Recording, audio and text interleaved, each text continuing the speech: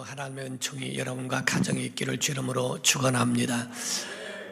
우리 하나님께서 이스라엘 백성들을 선택하시고 또 오늘날 우리가 예수 이름으로 구원을 받은 자들에게 하나님이 선물로 주신 것은 나라와 민족이라고 하는 겁니다.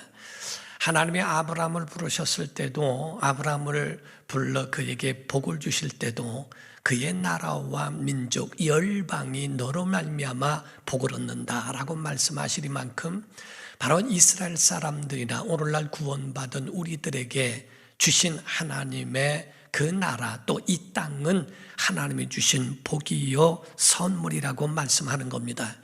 나라라고 말한다면 그 구성 요소가 국민과 그리고 땅과 그리고 주권이 있을 때, 그래서 그걸 나라라고 표현을 합니다. 국민이 없다면 나라가 아니고 땅이 없다면 나라가 될 수가 없고, 그리고 그 자체적으로 나라가 나라의 움직임이 있을, 그 주권이 있을 때 그거를 나라라고 여기고 그 나라로 인정한다 하는 거지요.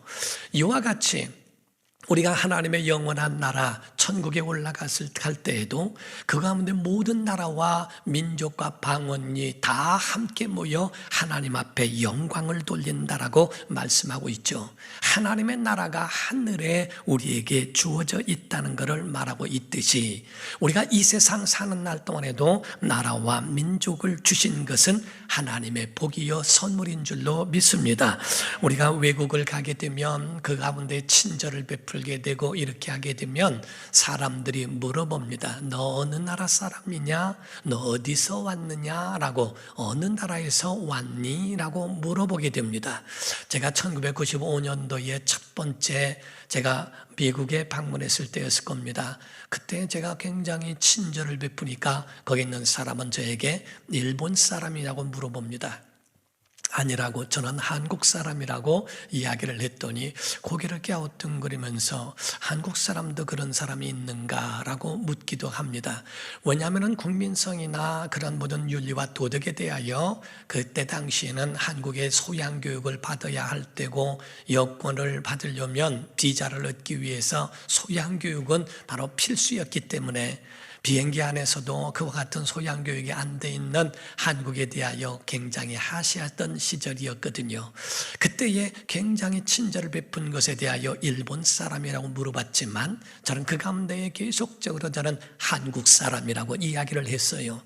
왜냐하면 대한민국 같은 경우는 하나님이 주신 복된 나라라고 저는 믿고 있고, 저는 당당함이 그 안에 있는 것은 하나님의 은혜로 산 나라가, 이와 같이 하나님의 은혜를 많이 받은 나라가, 우리 대한민국 같은 나라가 세상에 어디 있을까 하는 겁니다.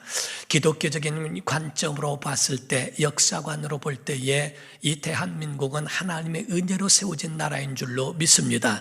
세워질 때도 그랬고요, 그 이전에 일정 때도 선교사들을 통하여 세워진 귀한 우리나라가 정말 교회가 그 가운데 함께하고 있었다고 하는 사실이죠. 6.25 때도 공산주의자들에 의하여 많은 죽음을 받는 그러한 어려움이 있어도 교회가 함께했습니다. 어떤 사람들은 이야기하기를 교회가 나라와 민족으로 해서 한 일이 뭔가, 건국할 때부터 시작을 해서요, 그 이전에도 기독교회가 들어온 다음에 이같이 얼마나 교회가 나라와 민족을 위해서 함께 투쟁하며 함께 울며 눈물을 뿌리면서 세워간 나라인지에 대하여 역사를 보면 알 수 있습니다.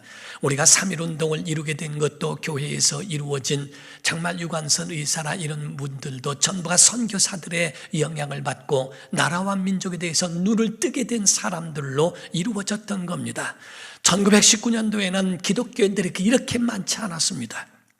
굉장히 작은 가운데서도 그 가운데에 이 독립투사 가운데서도 굉장히 많은 기독교인들이 합류하고 있었고요, 나라와 민족을 위해서 얼마나 많은 사람들이 눈물로 세워갔던가 하는 것에 대한 역사가 다 함께 있다고 하는 것을 여러분과 제가 아셔야 한다는 겁니다.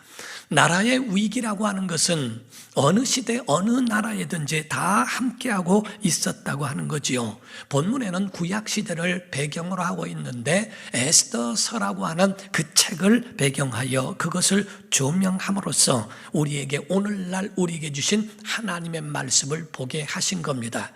우리가 모르드게의 충고가 있고요, 에스더의 결단과 헌신이 있어 하나님께서는 그 나라와 민족을 살리실 수 있는 통로요 도구가 되게 하셨다고 하는 엄청난 역사가 있습니다. 에스더서라고 하는 이 책은 성경 66권 가운데에 유일하게, 전도서에는 하나님이라는 말씀은 있지만 여호와라는 말씀은 없습니다. 그러나 하나님이라는 말씀은 1장부터 시작해서 굉장히 많이 나옵니다. 그러나 여호와라고 하는 이름과 하나님이라는 그 기록이 전혀 없는 성경이 에스더입니다. 에스더에는 여호와라는 말씀이 하나도 없고 하나님이라는 말이 하나도 없습니다. 그런데도 불구하고 에스더서가 성경 가운데에 들어가 있는 이유가 뭘까라고 하는 거지요. 그 모든 배후에는 하나님이 계셨고 그 모든 역사 가운데는 하나님의 손길이 묻어있기 때문에 그렇습니다. 그 가운데에 하나님의 이름이 거명되지 않았다 해서 하나님이 없는 게 아닙니다. 하나님의 손길이 있었고 하나님의 그의 모든 역사하심이 그 모든 하나하나의 시시때때에 다 묻어 있다고 하는 그 사실을 우리가 보게 됐다는 거죠. 이 구약에 있는 말씀을 통하여 하나님께서 오늘날 우리에게 주신 메시지가 무엇인지를 오늘날도 교회가 깨달아야 할 필요가 있다 하는 거죠. 오늘 우리에게도 민족과 나라를 위하여 결단과 헌신이 필요하다 하는 겁니다. 우리 본문의 배경을 설명하게 되면 페르시아 시대였습니다. 페르시아가 전 세계를 통치하고 있을 때라고 이야기를 하고 있죠. BC 곧 주전 500년경에 이루어졌는데 그때에 에스더라고 하는 여인이 있는데 그는 일찍이 고아가 되었고 사촌 오빠인 모르드게와 함께 성장하고 자라나게 됩니다. 그는 미모가 출중을 했고 그는 지혜와 신앙, 그 믿음이 굉장히 강한 그 믿음으로 세워진 여인이었다고 보는 겁니다. 그때 페르시아 왕이 있고 그가 자기의 왕후를 폐위시키고 난 다음에 그 자리에 바로 에스더라고 하는 여인을 앉히게 되는 그런 은혜가 있었어요. 그때에 왕후가 된 이 에스더였지만은 그 가운데 권력의 눈이 먼 총리 대신인 하만이라고 하는 사람의 계략에 빠지게 되는 결과를 얻게 됩니다. 그러므로서 유대 민족의 위기가 왔어요. 왜냐하면 유대 민족을 그는 미워했고요, 모르드게를 증오했고요, 그리고 결국에는 음모를 꾸며서 유대 민족을 완전히 쓸어버리려고 하는 말살 위기까지 만들어낸 장본인이 하만이라는 사람이었다는 겁니다. 그에 대하여 왕에게 모든 전가를 받고 다 거기에 대한 위임을 받고 다 결제까지 끝났어요. 도장까지 다 찍었어요. 그래서 몇 날 며칠에 딱 새겨져 있는 그 날짜에 유대인들을 다 죽일 수 있는 권한을 받았고요, 그의 모든 재력은 약탈해도 좋다고 하는 그러한 권한을 받게 됩니다.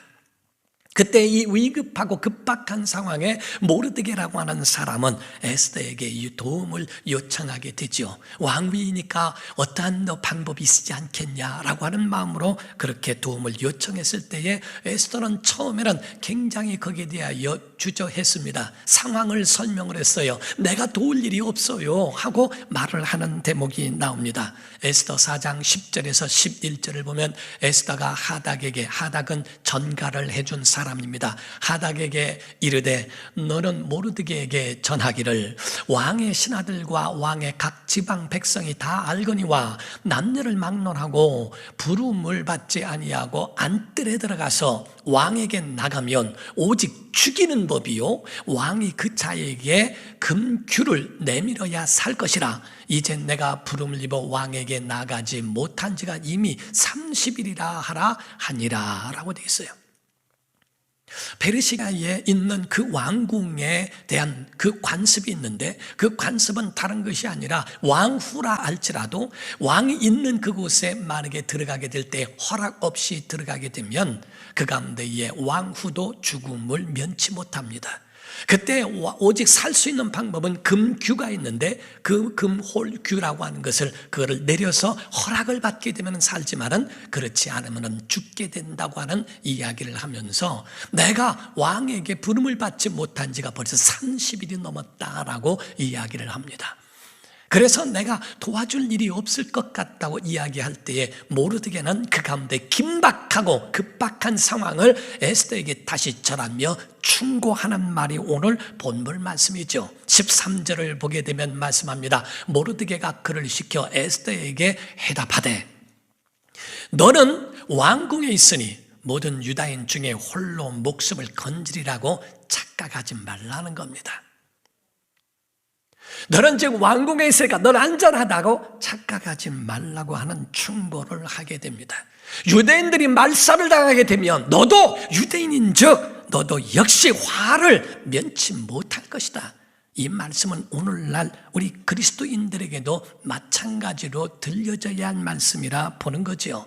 나는 가정이 있고 나는 직장도 튼튼하고 나는 편히 살 수 있다라고 생각해서 만족해 한다면 그런 짐승이나 다를 바가 없다 하는 거죠. 여러분, 큰 힘에는 큰 책임이라는 것이 그게 필요한 줄로 여러분 아십니까? 큰 힘에는 큰 책임이 뒤따르고 있다는 것.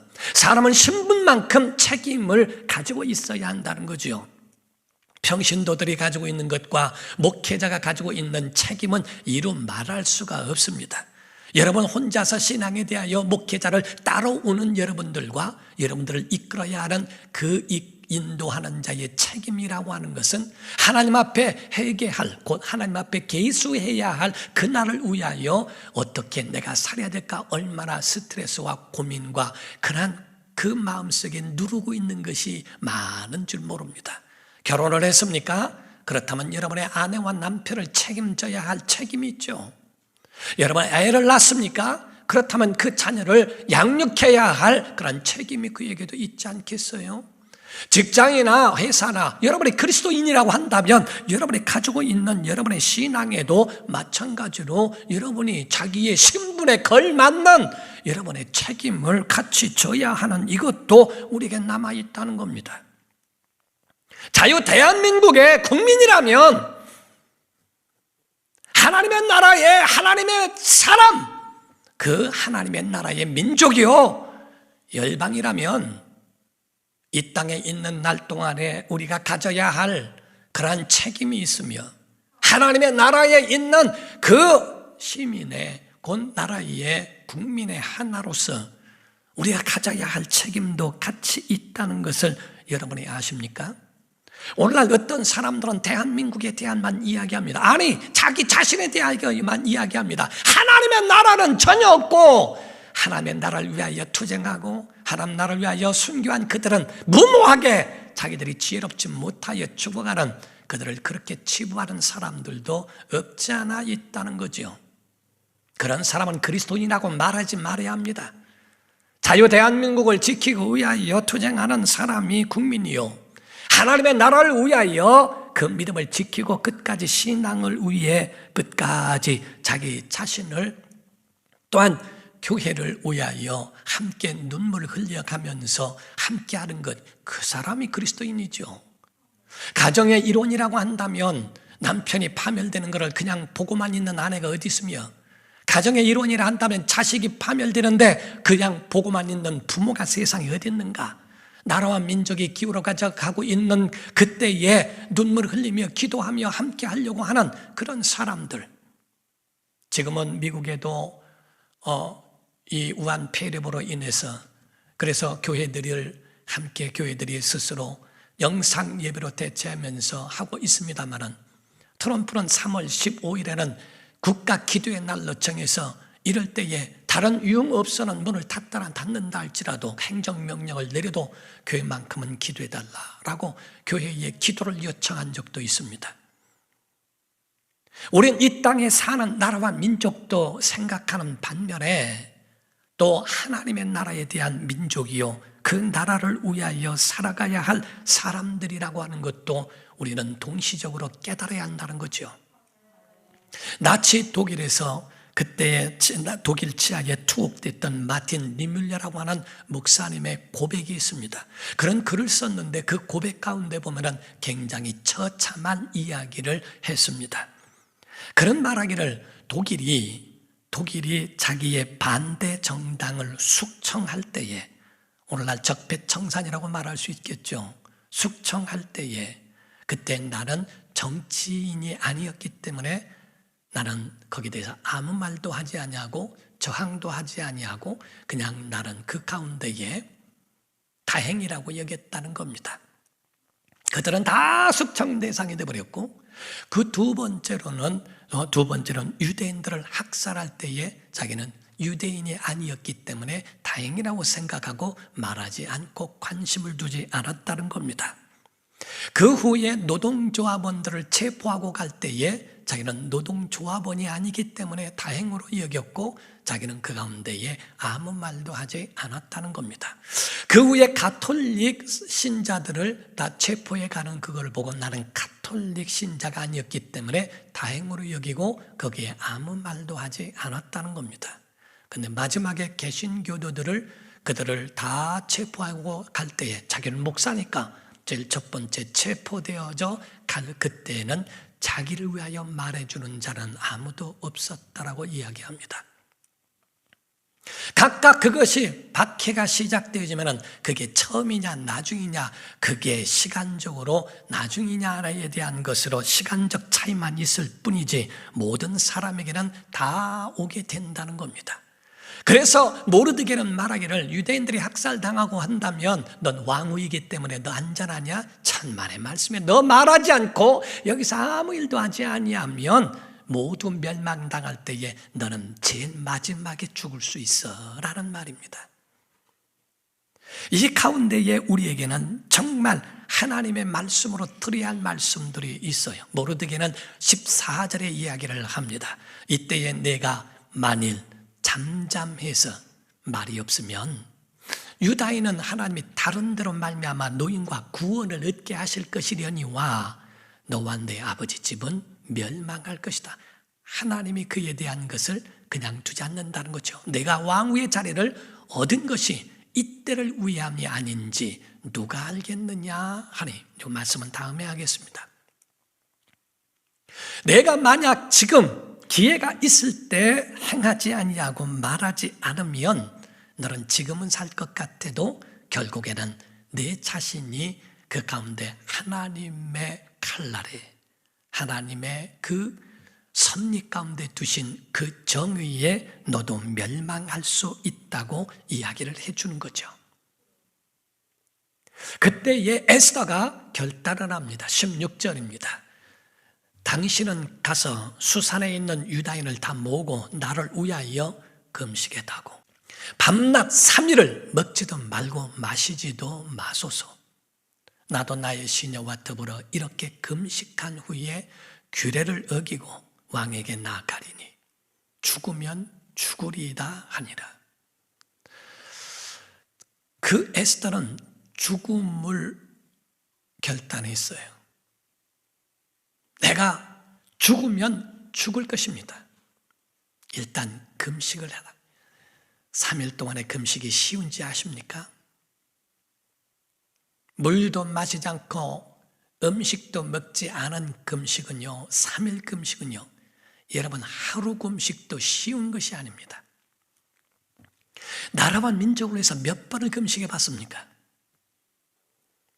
성경에 우리에게 가르쳐주고 있는 하나님의 말씀 가운데 정말 나라와 민족, 그것도 내 뜻대로가 아닌 하나님의 명령과 하나님의 뜻에 내가 할 테니까 염려하지 마세요 하는 게 아닙니다. 하나님과의 언약 가운데서 이루어진 그런 금식에 대한 3일을 선포하고 내가 임금에게 나아가겠다고 하는 결단, 그것만이 자기가 할 수 있는 유일한 방법이라고 여기는 겁니다. 신약시대에 보면 헤롯의 부인으로 나온 헤로디아라는 여인이 있어요. 헤롯 왕이라고 말하는데 분봉 왕이죠. 곧 그 지역의 왕이죠. 그러나 헤롯 왕의 아내가 있는데도 불구하고 자기의 동생의 아내를 취한 것이 헤로디아였습니다. 시아주버니하고 지금 사는 겁니다. 그런데 그때 이제 침례 요한이 헤롯에게 너는 그것이 잘못된 것이다 질책하면서 야단을 했어요. 어떻게 내 동생의 아내를 취할 수 있냐, 이거는 합당치 않다라고 이야기를 했습니다.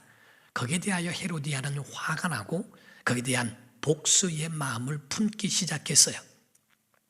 결국에 헤롯의 생일날 잔치를 벌여졌는데 헤로디아의 딸이 거기서 참 굉장히 아주 현란한 춤으로 인하여 헤롯의 마음을 완전히 사버렸습니다. 헤롯은 거기에 모든 마음을 열고 야, 너를 위하여 뭘 해줄까? 나라의 반이라도 달라고 한다면 그게 이제 반을 너에게 줄게. 소유권을 주겠다는 것이 아니라 그와 같은 권리를 주겠다는 거지요. 그때 그 얘기를 할 때에 헤로디아는 이때가 보복할 수 있는 기회라. 그래서 침례 요한의 머리를 소반에 담아 그를 참수해서 소반에 담아 내게 주소서 하라라고 말합니다. 똑같은 왕비라도 하나는 자기의 정력을 위하여, 자기의 복수를 위하여, 자기가 가지고 있는 자기의 이름과 자기 자신을 위하여 침례 요한 같은 의인을 죽이는 일에 사용하는가 하면 에스더 같이 자기를 희생하고 나라와 민족을 위하여 내가 무엇을 하고 자기 자신을 그 가운데 희생으로 자기 자신을 날려버린, 초기같이 날려버린 에스더와 같은 이 사람, 이런 둘 아주 천지 차이라 하는 겁니다. 나를 위하여 지금 내 자리가 있는 것인지, 나라와 민족을 위하여 내 위치가 지금 여기에 있는 것인지를 여러분이 분별해야 할 때라는 겁니다. 여기서 지금 모르드게는 말하기를 내가 지금 왕후의 자리에 오른 것이 이 때름을 위함인지 누가 아느냐 라고 말하는 것처럼 이 모르드게의 충고는 에스더에게 깊이 박힌 그 못과 같이 그 마음에 아주 깊이 박혀버리게 됩니다. 야, 내가 왕한테 나갈 수 있니? 내가 누구한테 나갈 수가 있겠냐? 너는 나갈 수 있잖아. 기회가 있을 때, 희망이 있을 때 그거라도 할 수 있어야 할 거 아니야. 내가 기도할 수 있을 때, 내가 예배할 수 있을 때, 내가 하나님 앞에 엎드려 정말 하나님의 도움을 구할 수 있을 때 그때에 할 수 있잖아. 내가 안 해? 잠잠해? 내가 말하지 않아? 너 그리스도인인 거를 숨겨? 그리스도인이 아니야? 그러면 너는 살 것 같지? 천만의 말씀이다 하는 말입니다. 일정 때의 역사를 보면요, 교회가 얼마나 많은 고난을 당했는지 아십니까? 3.1절이 이루어지고요, 3.1절에 만세 불렸다는 것 때문에 기독교인들을 잡아들였어요. 기독교인의 한 여인이 글을 쓴 글에 보게 되면요, 자기 자신이 직접적으로 당한 글을 한 겁니다. 그때 당시에 10몇 명 정도가 그 가운데에 끌려갔는데요, 취조하고 물었던 건 다른 것이 아니라 딱 한 가지였습니다. 넌 기독교인이냐 그리스도인이냐? 그렇다라고 하는 것과, 그리고 만세를 불렀다고 하는 이거, 그리스도인이 만세를 불렀다고 하는 그것이 그에 대한 고문 대상이었다는 거예요. 일제하에서 얼마나 많은 고난을 당했는지요. 벌거벗겨졌고요, 완전히 여인들이 다 완전히 벌거벗겨졌고요, 때린 사람이 땀으로 흠뻑 젖을 만큼 얻어맞았고요, 뒤로 묶여서 넘어지고 자빠지고 온몸에 멍이 들고요, 남자들도 끌려온 사람들 앞에서 온몸이 벗겨진 채로 그들에게 앞에 서 있게 하고요, 담뱃불로 몸을 짙게 만들고 지지고 많은 모욕과 욕과 구타를 당하면서 굉장히 어려움을 당했던 그러한 일들을 이야기하고 있습니다. 일제는 교회 예배당을 부쉈고요, 성경책과 찬송가를 다 불태워버렸고 종탑을 헐어버렸고, 그리고 사람들을, 믿음의 사람들을 투옥해 하고, 그리고 그들을 고문케 하며 죽이기도 했던 그 일을 행했습니다. 수원에 있는 제암리교회는 굉장히 유명합니다. 그 교회는 그렇게 큰 교회가 아님에도 불구하고, 그 당시에는 컸죠. 아님에도 불구하고 기독교인들을 한 교회에다 다 집어넣습니다. 그리고 불태워버렸어요. 성도들이 그 가운데에 그 불이 나니까 두려워 나오면 총으로 쏴서 죽였고, 그 자리에서 칼로 죽이는 것을 그 당시에 있었던 그러한 외국 목사가 그거를 보면서 글을 쓴 것이 너무나 처참한 장면이었다고 표현을 합니다. 안에 있으면 불에 타져 죽고 나오면 총과 칼에 죽었던 교회가 수원 제암리교회입니다. 한국에 있는 그러한 그 일본, 그러니까 일본이란 나라는 그렇다. 천만의 말씀입니다. 일본만 빼놓은 것이 그들만 그런 거 아닙니다. 중국도 마찬가지고요. 각각 바로 다른 이런 저런 것에 기독교인이라고 하는 거 하나 때문에, 그것 때문에 많은 고통과 어려움 가운데 죽어간 사람들이 많이 있었더라는 거죠. 사랑하는 성도 여러분, 오늘 우리에게 말씀을 하고 있어요. 내가 잠잠하면, 내가 기도하지 않으면, 내가 하나님의 은혜에 기회가 있을 때 행동하지 않으면, 내가 할 수 있는 그것을 행하지 않으면, 자녀들에게 역사를 가르치고 신앙을 가르치지 아니하면, 하나님은 다른 것을 통하여 하나님은 구원하시고 역사하실 수 있지만, 그러나 너희는 결코 온전할 수 없다고 하는 주의 말씀도 들어야 합니다. 하나님의 말씀을 지켜 행하고 자기 나라와 민족을 살리기 위하여 목숨을 걸었던 에스더와 모르드게 같은 사람에게 그 결과가 어떠했는가? 유대 민족은 살았고요. 하만은 자기가 사형대를 만들어 놓은 거기에 매달리게 됐고요. 모르드게라고 하는 사람은 총리 대신이 되는 은혜를 입습니다. 에스더에게는 하나님께서 더 왕의 사랑을 받는 자로 만들어 주셨죠. 에스더 10장 3절에 보니까 유다인 모르드게가 아하수에로 왕의 다음이 되고 2인자가 됐다는 거죠. 다음이 되고 유다인 중에 크게 존경받고 그의 허다한 형제에게 사랑을 받고 그의 백성의 이익을 도모하며 그의 모든 종족을 안위하는 자가 되었다고 말하고 있습니다. 여러분, 하나님이 하실 일이 있고요, 성도가 해야 할 일이 있습니다. 응답은 하나님이 하시는 겁니다. 죽은 자를 살리는 건 하나님이 하시는 겁니다. 우리가 해야 할 일은요, 하나님이 일하시게 하는 거예요. 하나님의 긍휼을 베푸시도록 기도의 잔을 채우는 거고요, 진리를 말하는 거고요, 아닌 것은 아니라고 말을 해주고요, 하나님 나라를 지키기 위하여 우리의 신앙 가운데 끝까지 믿음을 지켜야 할, 진리로 행동해야 할 이것도 우리가 해야 할 일이라는 거죠. 우리가 싸우지 않으면 다음 세대가 싸워야 합니다.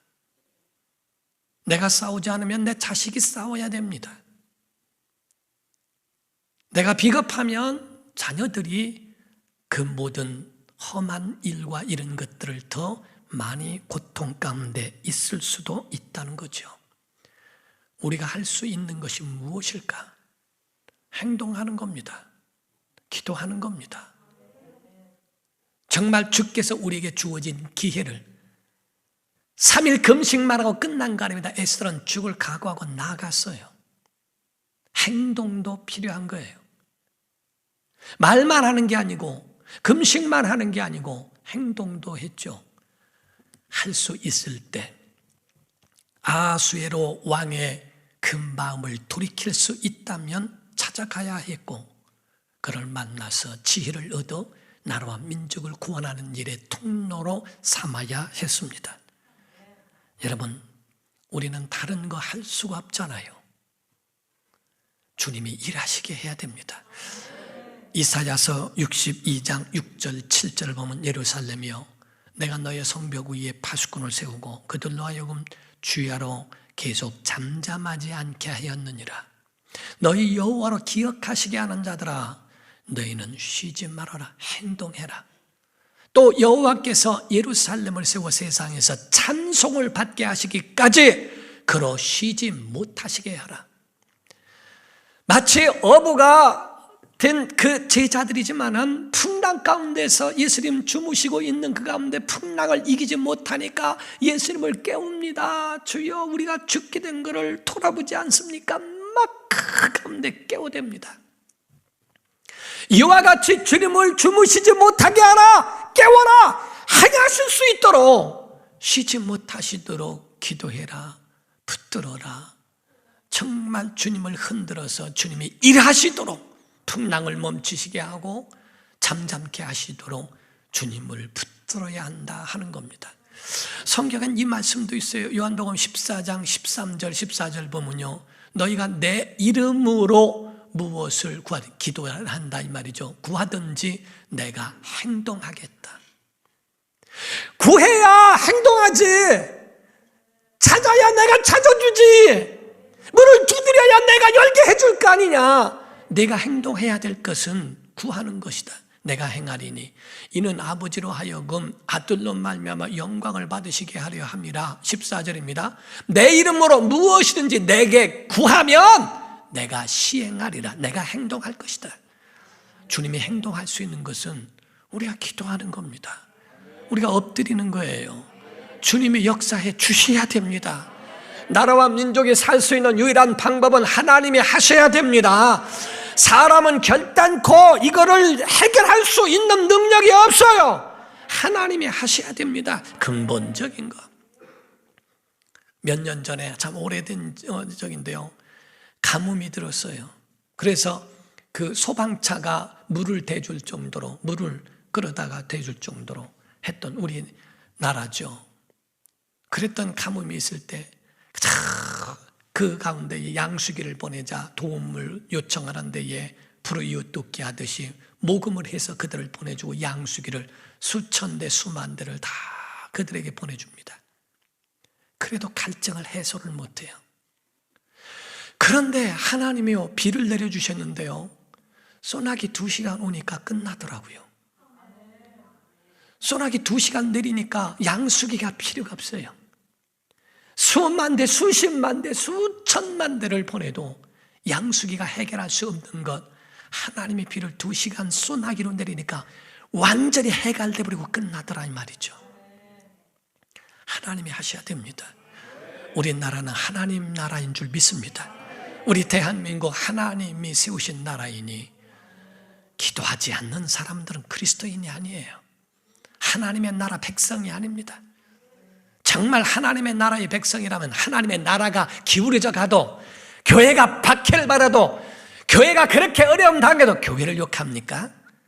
왜 교회가 그러느냐고. 그리스도인이 아니죠. 어느 나라에 가더라도 거기서 대한민국을 뭐라 그러면 화가 나요. 왜? 내가 대한민국 국민이니까. 하나님 나라의 사람이라면 교회가 욕을 먹고 하나님 나라에 대한 민족과 나라가 욕을 먹는데 교인이 교인을 욕합니까?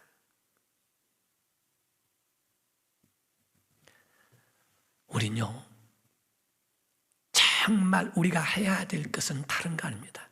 하나님이 행하실 수 있도록 그분의 긍휼을 구하고 그분이 우리나라를 돌아보시게 해야 한다 이 말이에요. 사도행전 1장 6절에서 8절을 보면요, 그들이 모였을 때에 예수께 여쭈어 이르되, 제자들이 말하는 거예요. 주께서 이스라엘 나라를 회복하시는 게 이때입니까? 하니 이르시되, 때와 시기는 아버지께서 자기의 권한에 두셨으니 너희 알 바 아니요. 하나님의 일은 하나님이 하는 거니까 네가 거기에 신경 쓰지 마. 내가 할 수 있는 게 뭔지 아니? 오직 성령이 너에게 임하실 거야. 여러분, 성령 받아야 됩니다. 너희가 권능을 받고 권능 받아야 된다는 거예요. 예루살렘과 온 유대와 사마리아와 땅 끝까지 이르러 내 증인이 되리라 하시니라 라고 했어요. 우리가 성령 충만해야 하고요, 권능 받아야 되고요. 여러분, 정말 하나님의 위대하심과 하나님의 구원하심을 전하는 우리의 일이 하나님으로 일하시게 하고 우리 나라와 민족을 구원하게 하실 수 있는 그러한 통로가 되는 것을 기억하시고 오늘날의 모르드게와 오늘날의 에스더가 우리가 되기를, 정말 우리의 모든 기도가 에스더같이 모르드게같이 우리 나라와 민족을 살리는 기도가 되고 예배가 되기를 예수 이름으로 축원합니다. 다윗이 예배했던 그 예배가 전염병을 막았던 것처럼 우리 온 나라에 예배하는 예배가 전염병을 막을 수 있는 은혜가 있기를 주 이름으로 축원합니다. 기도하겠습니다. 이 시간에 나같이 통성으로 기도할 때 하나님, 우리 나라와 민족을 위하여 이 땅의 백성, 하나님 나라의 백성인 것도 잊지 않게 해달라고. 교회는 분열할 때가 아닙니다. 교회는 연합할 때입니다. 하나가 되어야 될 때입니다. 기도해야 될 때입니다. 주님을 깨워 흔들어 주님이 역사하시도록 기도의 잔을 채워야 할 때입니다. 주님, 우리가 참여해서 예배하는 사람들이나 교회나 우리가 영상으로 예배하는 교회나 하나님 모든 교회들을 보호하시고 하나님의 은혜 가운데서 이 어려움과 그 고난이 속히 지나갈 수 있도록 하나님 도와달라고 다 같이 간절한 마음으로 통성으로 기도하시겠습니다.